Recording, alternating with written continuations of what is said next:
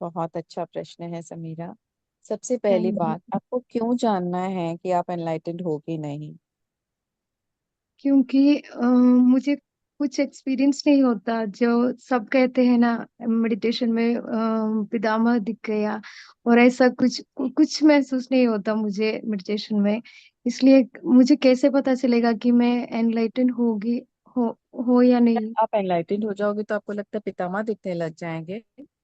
नहीं, लेकिन मुझे तो कुछ एक्सपीरियंस नहीं होता मेडिटेशन में, इसलिए। तो इसका मतलब एनलाइटेंड होगा तो आपको एक्सपीरियंसेस आने लग जाएंगे।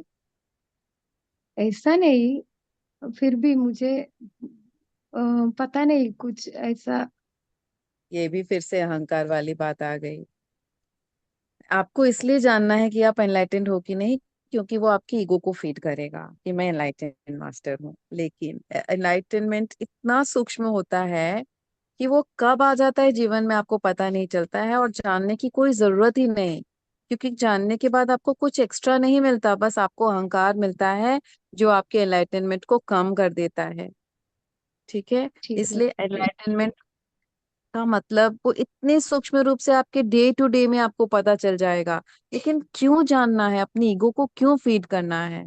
हम अपनी अच्छाई से चले, हमसे जितना हो सकता है सबकी सेवा करें, ध्यान करें, हमसे जितना हो सकता है प्रेम बांटें, जिसने हमारा बुरा किया उसके लिए भी दुआ करें।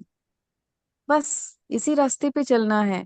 पता चल जाएगा कि मैं एनलाइटनमेंट में मेरा आ गया है या फिर मैं मेरी अवेकनिंग हो गई है। तो क्या होगा, वो हमारी ईगो को फीड करेगा। लेकिन इससे ज्यादा और कोई गुण नहीं मिलेंगे। ये अल्टीमेट गुण है। तो जी कभी जी। इसके पीछे नहीं पड़ना है कि एनलाइटनमेंट के पीछे पड़ना, अवेकनिंग के पीछे, इनिशिएशन के पीछे, क्योंकि वो कोई तुम्हें नहीं दे सकता।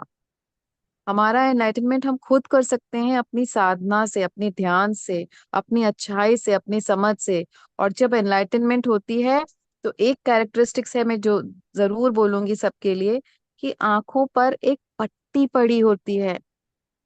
बरसों से किसी चीज पर एक पट्टी पड़ी होती है जिसको हम सच मानकर अपना जीवन यापन करते रहते हैं।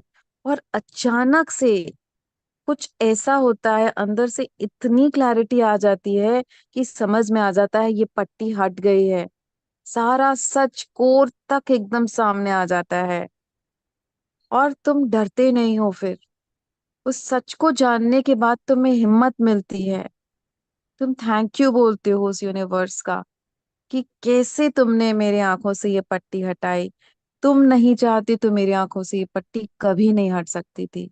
एक अजीब सी क्लैरिटी, एक अजीब सा सुकून, जिसमें फिर जीवन और मरण का भी कोई सवाल नहीं होता। बस समझ में आ जाता है, एक नोइंगनेस आ जाती है हर चीज के लिए। किसी चीज में ड्युअलिटी नहीं रहती, किसी चीज में कंफ्यूजन नहीं होता। हर एक घड़ी आपको पता होता है बहुत ही क्लियरली कि आप कैसे परखोगे, आप क्या डिसीजन लोगे, सामने वाले के मन में क्या है, इस माहौल में कैसी एनर्जी है। बहुत ही क्लियरली छोटी सी छोटी बातें जो नहीं समझ आती थी, ढूंढते थे, आंखों पर पट्टी पड़ी थी, वो सब कुछ एकदम क्रिस्टल क्लियर हो जाता है। वो ही होती है एनलाइटनमेंट। और ये कोई मोमेंट नहीं है, ये जर्नी है। जैसे जैसे हम इस जर्नी में सच्चाई से कदम बढ़ाते हैं, वैसे वैसे इस जर्नी में हम और ज्यादा एनलाइटन होते चले जाते हैं। लेकिन हमें इसका आभास होना कोई जरूरी नहीं है, ना ही हमें जानना जरूरी है कि कैसे पता चलेगा। बिल्कुल नहीं, हम उसके पीछे जाएंगे ही नहीं। एक कुआं है, कुएं के अंदर पानी है। ठीक है। वो कुआं खुदा नहीं है, पानी तक पहुंचे नहीं है। अब हमें वो पानी चाहिए, तो हम उसको खोदेंगे। जब हम उसको खोदेंगे तो रेत, मिट्टी, कंकड़, पत्थर सब निकलेगा। लेकिन हम खोदते चले जाएंगे तो पानी में हम पहुंच पाएंगे ना। लेकिन अगर उस रेत, मिट्टी, कंकड़, पत्थर पे हम अटक गए तो हमें पानी कभी नहीं मिलेगा। इसलिए जो एनलाइटनमेंट, अवेकनिंग, इनिशिएशन, ये सारी जो चीजें हैं, बड़े बड़े टर्म्स हैं, ये सब वो बाय प्रोडक्ट्स है उस कुएं को खोदने के। हमारा असली काम वो नहीं है। हमारा असली काम उस पानी तक पहुंचना है।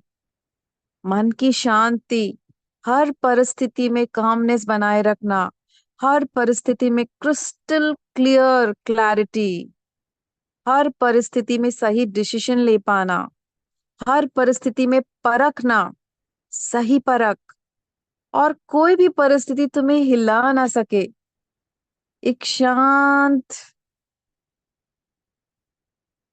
झील की तरह, कुछ भी तूफान आ जाए, तुम्हारे ऊपर वो कोई असर ना डाल पाए। हमें वहां पहुंचना है।